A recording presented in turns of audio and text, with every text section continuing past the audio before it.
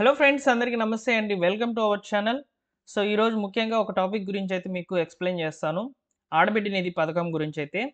So అయితే ముందుగానే చెప్తున్నాను. ఈ ఆడబిడ్డ నిధి పథకం మనకు ఈ సంవత్సరంలో అయితే రాదు. వచ్చే సంవత్సరంలో అయితే ఆడబిడ్డ నిధి పథకానికి సంబంధించి అప్లికేషన్స్ జరిగే అవకాశం అయితే ఉంటుంది. అయితే రీసెంట్‌గా చాలామంది కూడా దీపావళి కానుకగా ఇస్తున్నారు, దసరా కానుకగా ఇస్తున్నారని చెప్పి చాలామంది కూడా వీడియోస్ చేస్తున్నారు అనే ఉద్దేశ్యంతో నేను అదంతా నిజం కాదు అని చెప్పి ఒక వీడియో చేశాననమాట. దాంట్లో కొంతమందికి అర్థమైంది నేను చెప్పింది. కొంతమందికి అర్థం కాలేదు. అయితే ఎక్కువ మంది ఈ యొక్క బ్యాంక్ అకౌంట్ గురించైతే అడుగుతున్నారండి. ఎక్కువ మంది కూడా పోస్ట్ అకౌంటే ఉండాలి అని చెప్పని అడుగుతున్నారనమాట. పోస్ట్ అకౌంట్ ఉండాలా? అదేవిధంగా ఈ పథకానికి సంబంధించిన బడ్జెట్ ఏ విధంగా ఉంది? ఏ కులాల వాళ్ళకి ఇస్తారనేది కూడా చాలామందికి తెలీదు. వివరాలన్నీ కూడా ఒకసారి మీకు క్లియర్‌గా మరొకసారి ఎక్స్‌ప్లెయిన్ చేస్తాను. మీకు ఈ సమాచారం కావాలనుకుంటే వీడియోని పూర్తిగా చూడండి. లేదు అక్కర్లేదు అనుకుంటే వీడియోని లైక్ చేసి ఇక్కడితో వీడియోని స్కిప్ చేయండి. ఇక టాపిక్‌లోకైతే వెళ్ళిపోదాం. ఆడబిడ్డ నిధి పథకం ద్వారా ఎన్నికల మేనిఫెస్టోలో ఇచ్చినటువంటి హామీ ప్రకారము మహిళలందరికీ కూడా రూ. 15,000 లెక్కన రూ. 18,000 సంవత్సరానికైతే అందిస్తామని చెప్పి మనకు చంద్రబాబు నాయుడు గారైతే చెప్పారనమాట. అయితే ఇదే పథకం మీరు గతంలో వైఎస్ఆర్ చేయూత పథకం అని చూసుంటారనమాట. అప్పుడు రూ. 18,750 అయితే ఇచ్చేవాళ్ళనమాట. ఇప్పుడు అలా కాకుండా ప్రతి నెల కూడా రూ. 1,500 లెక్కన సంవత్సరానికి రూ. 18,000 లెక్కనైతే ఇస్తామని చెప్పి ఎన్డీఏ కూటమి ప్రభుత్వం అయితే హామీ ఇచ్చింది. అయితే ఈ పథకానికి సంబంధించి చాలా ఊహాగానాలైతే ఉన్నాయన్నమాట. ఈ పథకం పలానా పండగకొచ్చేస్తుంది, క్రిస్మస్‌కొచ్చేస్తది, దీపావళికొచ్చేస్తది. ఇలా చాలామంది గూడా అంటున్నారు.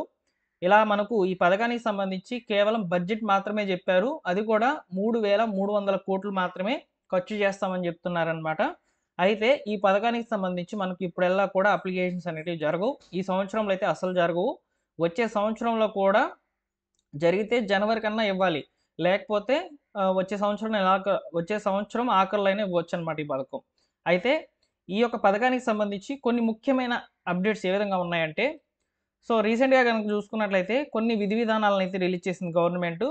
వాటి ప్రకారం చూసుకున్నట్లయితే ఈ పథకం అనేది రాష్ట్ర వ్యాప్తంగా ఉన్నటువంటి మహిళలకు అది గూడా ఎస్సీ, ఎస్టీ, బీసీ, మైనారిటీ కులాలకి వాళ్ళకైతే వస్తాయని చెప్తున్నారనమాట. ఈబీసీ కులాల వాళ్ళకి గూడా వస్తాయని చెప్తున్నారు.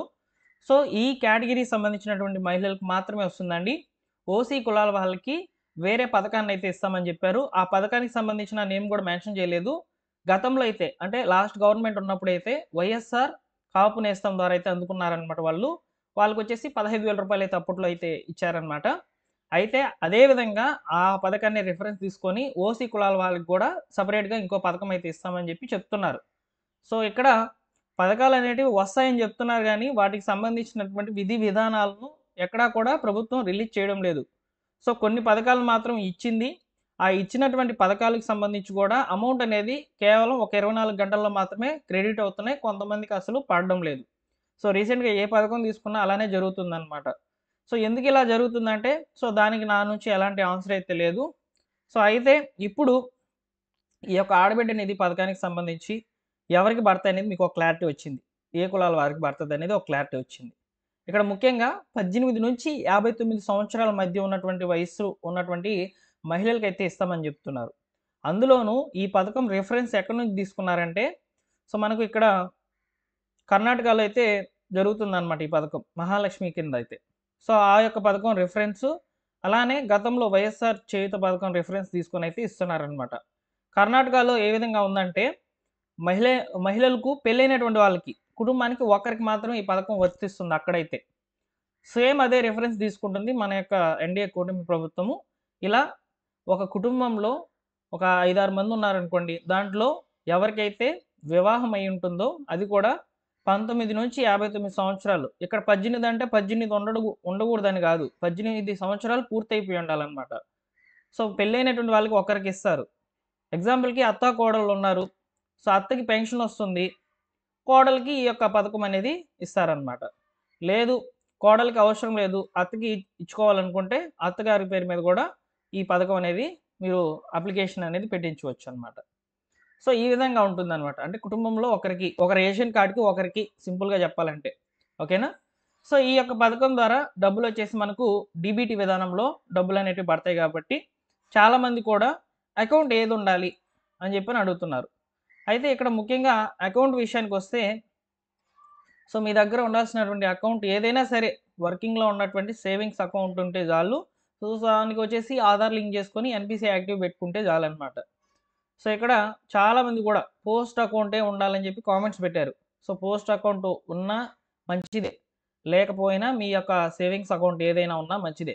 కాకపోతే వాటికి ఆధార్ సీడింగ్ అనేది చేసుకొని ఉండాలి, ఎన్పిసి యాక్టివ్ చేసుకొని ఉండాలన్నమాట. ఓకేనా? సో బ్యాంక్ అకౌంట్ ఏది ఉండాలనేది మీకు ఒక క్లారిటీ వచ్చింది. అలానే ముఖ్యంగా ఈ పథకానికి సంబంధించి బడ్జెట్ గురించి మాట్లాడదాం. బడ్జెట్ వచ్చేసి 3,300 కోట్లు. ఎక్కువ శాతం బీసీ మహిళలకైతే ఈ పథకం వర్తిస్తుందని చెప్తున్నారు. సో దగ్గరగా ఒక 100%లో బీసీ మహిళలకు వచ్చేసి 50% దాకా ఇస్తామని చెప్తున్నారు. సో రిమైనింగ్ మైనారిటీ వాళ్ళకి, అదేవిధంగా ఎస్సీ ఎస్టీలకు వచ్చేసి సపరేట్గా నిధులను అయితే విడుదల చేస్తామని చెప్పి చెప్తున్నారనమాట. 3,300 కోట్లు అనేటివి ఒక సంవత్సరానికి సంబంధించిన బడ్జెట్. సో అందువల్ల ఈ పథకం చాలా డిలే అయితే అవుతుందన్నమాట. సో ఎక్కువ బడ్జెట్ ఉంది. అందులోనూ ఈ యొక్క పథకానికి సంబంధించి సో దరఖాస్తుల ప్రక్రియ జరగాలి. అదేవిధంగా వాటిలో ఉన్నటువంటి లోటుపాట్లన్నీ కూడా తీసేసి ఎలిజిబుల్ లిస్టులు అనేటివి రిలీజ్ చేయాలి. ఇలా చాలా తతంగం ఉందన్నమాట ఈ పథకానికి సంబంధించి. అందువల్ల ఈ పథకం లేట్ అవుతూనే వస్తుందన్నమాట. వచ్చే సంవత్సరం అయితే ఈ పథకం అనేది రావచ్చు. సో ఈ విధంగా కొన్ని వివరాలు అయితే నేను మీకు తెలియజేస్తాను. ఇందులో కనుక మీకు ఏమైనా డౌట్ కనుక ఉన్నట్లయితే ఒకసారి కామెంట్ సెక్షన్లో తెలియచేయండి. సో నేను మళ్ళీ ఒకసారి చెప్తున్నానండి, ఈ పథకానికి సంబంధించి అప్లికేషన్స్ అయితే స్టార్ట్ కాలేదు. సో మనకి ఈ సంవత్సరంలో కూడా స్టార్ట్ కావు. ఏ పండగకి కూడా ఈ యొక్క పథకం రిలీజ్ అయ్యే అవకాశం లేదు. వచ్చే సంవత్సరంలోనే అవకాశం అయితే ఉంటుందని ఒకసారి గుర్తు చేస్తున్నాను. సో ఈ విధంగా జెన్యున్గా ఉన్నటువంటి ఇన్ఫర్మేషన్స్ మాత్రమే మన ఛానల్లో పోస్ట్ చేయడం జరుగుతుంది ప్రభుత్వ పథకాల మీద. సో మన ఛానల్ సబ్స్క్రైబ్ చేసుకొని రెగ్యులర్గా అయితే ఫాలో అవుతుండండి. అలానే మీకు ఉపయోగపడే ప్రతి ఇన్ఫర్మేషన్ కూడా టెలిగ్రామ్ ఛానల్లో పోస్ట్ చేస్తూ ఉన్నాను. టెలిగ్రామ్ ఛానల్లో ఒకసారి జాయిన్ అవ్వండి. ఇక్కడ నేను మీకు ముఖ్యంగా ఈ యొక్క పథకానికి సంబంధించి కొన్ని విధి విధానాల గురించి చెప్పాను. అలానే ముఖ్యంగా బ్యాంక్ అకౌంట్ ఏది ఉంటే సరిపోతుందని చెప్పాను. అలానే ఇక్కడ ఏ కులాల వాళ్ళకి వస్తుందనేది చెప్పాను. అలానే కొన్ని విధి విధానాల్లో భాగంగా రేషన్ కార్డులో ఒకరికే అని మాత్రం ఈ విధంగా నేను మీకు క్లియర్గా అయితే చెప్పాను అనమాట. సో ఇంకా ఏమైనా డౌట్స్ ఉంటే కామెంట్ సెక్షన్లో తెలియచేయండి, మాట్లాడతాను.